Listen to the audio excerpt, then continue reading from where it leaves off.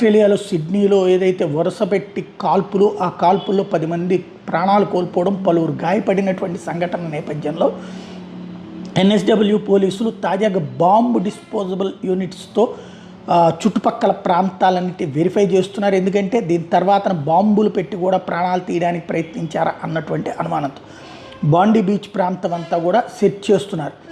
ఏదైతే ఒక vehicle multiple suspected explosive డివైజెస్తో దొరికింది ఈ ఎతికినటువంటి సందులు. అంటే పేలుళ్ళకి కూడా పాల్పడాలనుకున్నారు. లైక్ ఏదైతే మన ఢిల్లీలో పేలుళ్ళు ఎలా అయితే సృష్టించాలనుకున్నారో ఉమర్ నబీ లాంటి వాళ్ళు ఎవరో అక్కడ కూడా ఉన్నట్టున్నారు.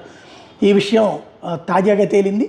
అంటే ముందు కాల్ చేయడం, ఆ తర్వాత ప్యానిక్ అయినటువంటి వాళ్ళు అందరూ మూవ్ అయినప్పుడు పేల్చేయడం బాంబులతో అన్నటువంటి రూట్లో ప్రయత్నించారన్నటువంటి విషయం అనుమానిస్తున్నారు. పోలీస్ కమిషనర్ మాల్ లాన్యాన్ దీని మీద సంపూర్ణంగా ఇన్వెస్టిగేట్ చేస్తున్నామంటారు. వెహికల్ ఏవైతే